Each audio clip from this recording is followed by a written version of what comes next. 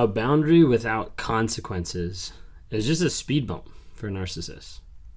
You see, you hear a lot of talk and you hear a lot of people on social media, on different platforms talking about boundaries. And they say so many times, like, you need to set a boundary, you need to have a boundary with the narcissist and all these type of things.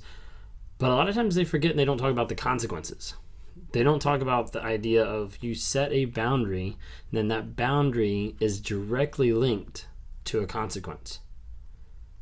What happens when you're with a narcissist, whether you're with a toxic person, and you set a boundary and they break through it and there's no consequence, or the consequence is dissolved really, then they're going to keep doing that. And they're going to start realizing over a period of time that all your boundaries are just small challenges to be broken.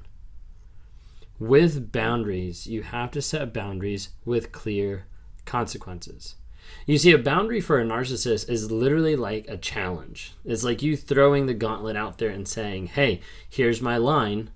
Let's see if you're going to cross it. And so the narcissist is like, heck yeah, I'm going to try to cross it. Like, this is going to be awesome. I'm going to see if I can break your boundary. And so the narcissist will work over a period of time to get to the point where they get close to breaking your boundary. They'll come right up to that line. They'll be right at the edge. Then they'll step over and step back. And they'll step over and step back. Then they'll just blow right through it. Because you didn't do anything. You didn't have a consequence. And so many times I talk to different people. And I remember one appointment I was talking to someone and they told me that they had a boundary.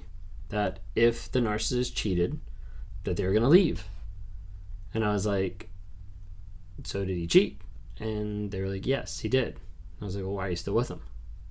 Because they didn't follow through. They didn't have the consequence that accompanied the boundary. And as a result, the narcissist will keep blowing through boundaries just like their speed bumps, and they won't stop them at all. They'll just keep going.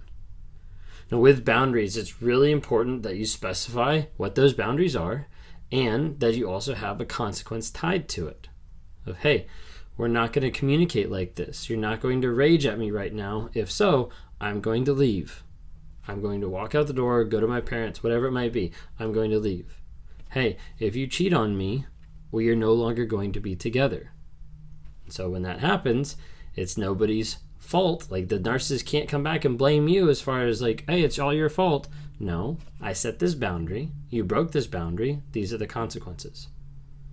So often people don't set consequences. They just throw out boundaries. They throw out boundaries like little fences all over the place, and the narcissist just drives right through them because they don't matter to the narcissist. That's why it's good to put boundaries there, because you want to see if they're going to go right through them, if they're going to try to break them. They're going to want to do that because it's all about them, and you're limiting them. You're holding them back. You're keeping them from being their true self or whatever. They want to break the boundaries. Boundaries are just like a challenge to them. Narcissists will break those boundaries, but then the second thing with that is narcissists want to get to the place where you break your boundaries, where you don't follow through, where you don't keep the consequences. You'll see this a lot of times in narcissism in relationships, and you'll see it in relationships longer in the relationship as far as like when there's affairs, when there's things that pop out. Some of you have probably experienced like when you have a boundary with a narcissist, they'll start to bring someone else into that.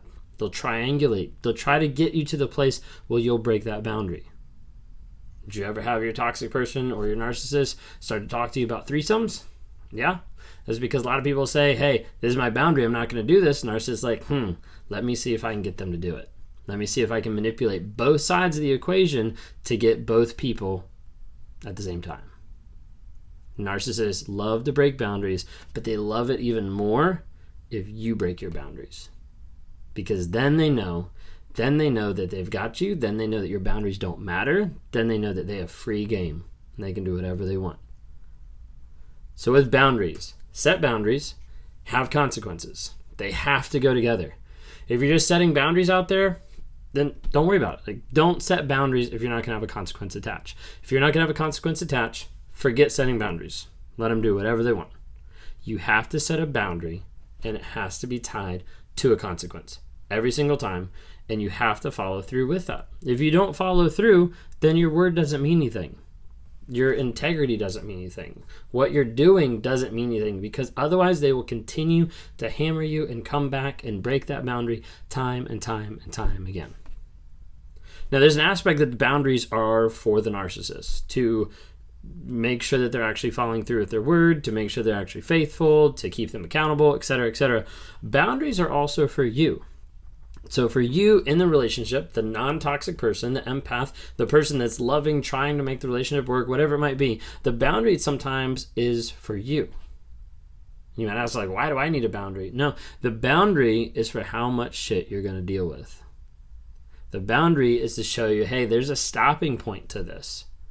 But you see, otherwise, if you don't set a boundary, if you don't set a limit of how much crap you're going to tolerate, it will continue to raise over and over. This is why you have abusive relationships, toxic relationships that come back, it gets worse, they still stay with that person. That it gets worse, then they still stay with that person. And it continues to grow and grow and grow. And it's the same concept of throwing a frog in a pot of boiling water. It jumps right back out because it knows this is bad for you. It knows it's toxic.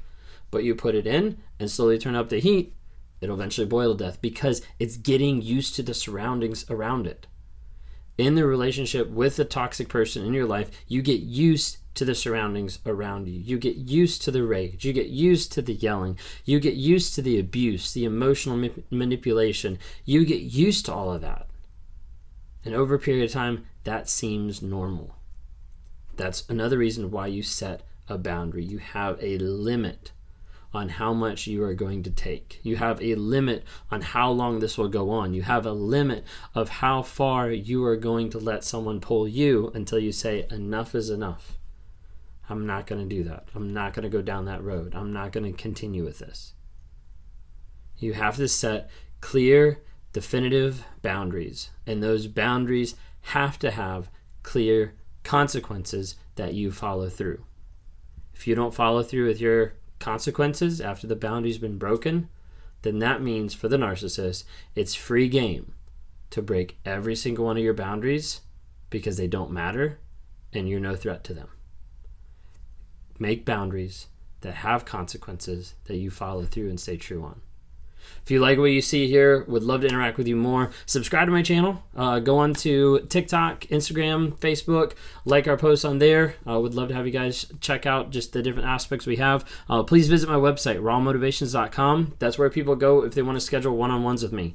If they want to talk through where they are in life, getting out of a toxic relationship, trying to figure out and just navigate the crazy life that comes with narcissism and the lies that get put around people that blind them, that distract them, that make them feel crazy at times. Like all those different things is things I work through with one-on-ones. It could be coaching on abuse, it could be life coaching, like a lot of different aspects kind of get tied together as we try to help people get to the next level, to the next step. I do talk with a couple people that are narcissists that say, hey, I think I'm a narcissist, like what do I do? I try to talk to them as well. Honestly, if you're a narcissist watching this and you want to talk to me, like I hope you actually want to talk or you want to change. Otherwise, you're just a waste of my time and I'm a waste of yours. If you're not willing to be honest, don't schedule. I'm not really interested in that. Would love to talk with anybody else. If you're listening on Spotify or Apple Podcasts, thank you so much for listening. Please rate the episode, give us some feedback, leave comments because I want to be able to continue to grow and how we convey this message of how we communicate about awareness, growth, and change out there. Thanks so much for watching.